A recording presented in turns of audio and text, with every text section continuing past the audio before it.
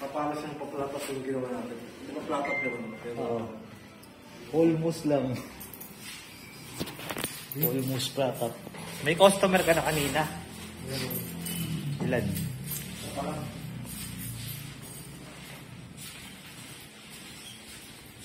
Dumating ako doon. 7:30.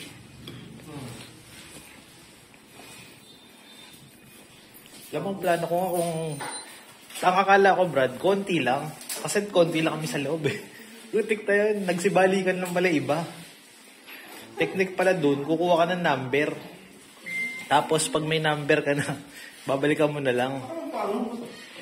Yun sa may tayuman.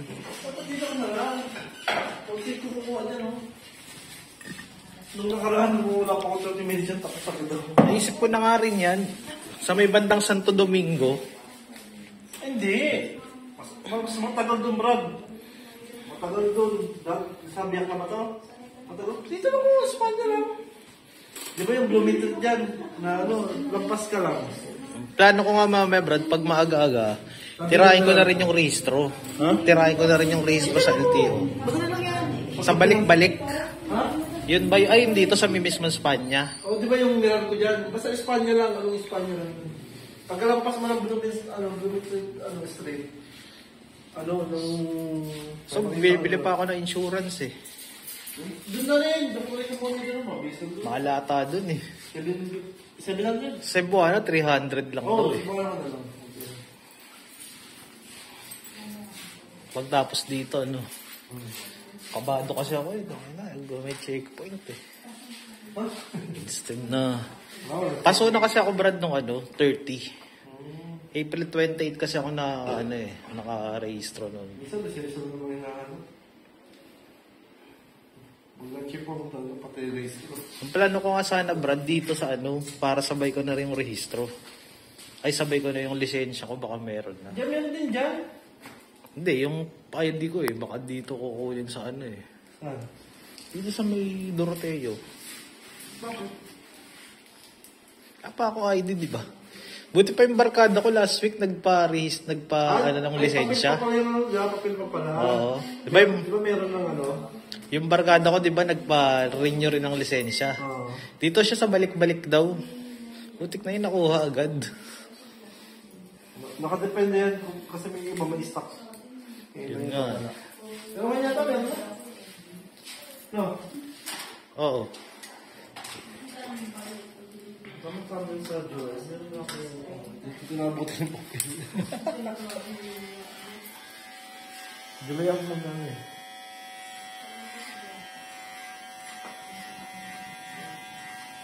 Ano na yung restriction ng lisensya mo? 1-2. 1 to lang.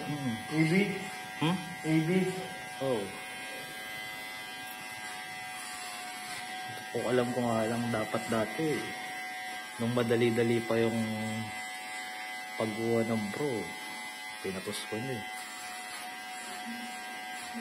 Kasi may exam pa eh.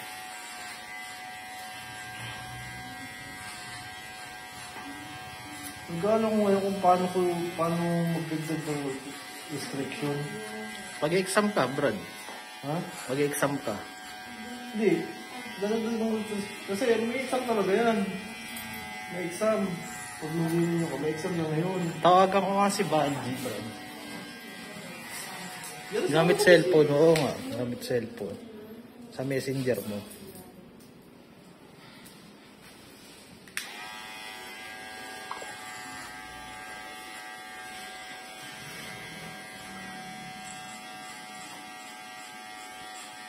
Hello, G. Yung kay Mike dapat na kalbo, kaya mo ba mapapunta ngayon bago mag-12? Saan ba na uwi yun? Sige, papuntahin mo na ngayon. Okay, sige. Okay. Pagdagdag tayo.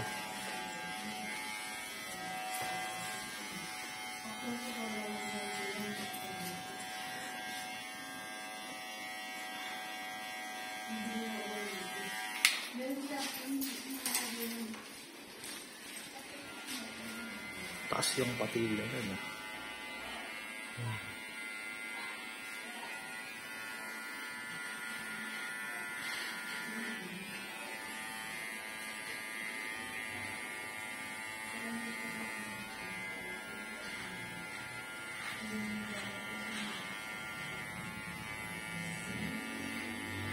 Kala ko lang schedule.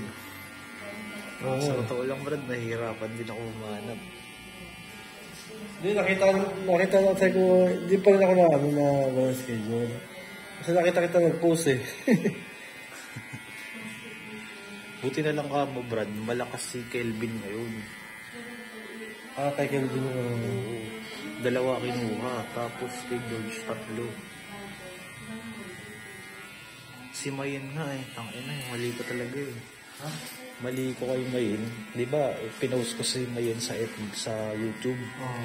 na Mayen ang pangalan. Oo. Ayun, na-search na ibang sponsor. Ayun. Ang ending, nagsariling lakad si Mayen. May kumontak daw sa kanya.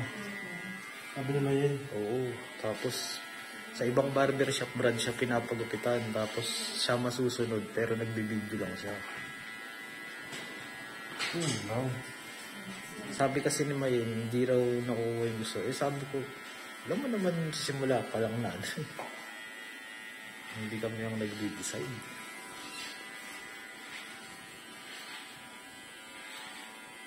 Nabaliw na siguro yung barbero doon.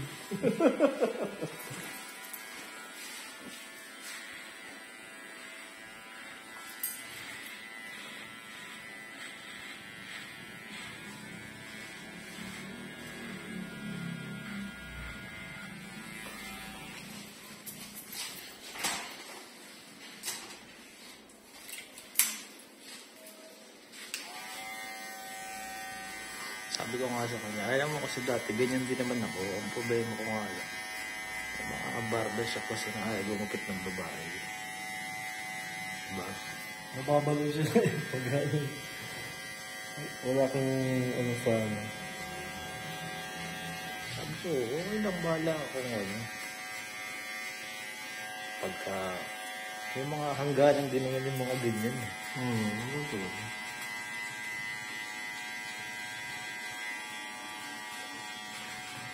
Ngayon nga, Brad, naghahanap na rin siya. So, saan ka pa? Nag-post siya eh. Nagre-recruit din siya eh. Yaman sa mga sponsor, no?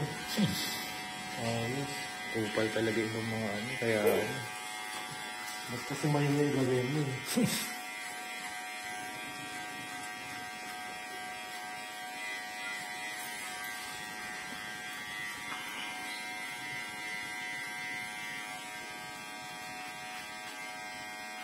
tawag ko sa Shopee. Wait nga lang, Brad.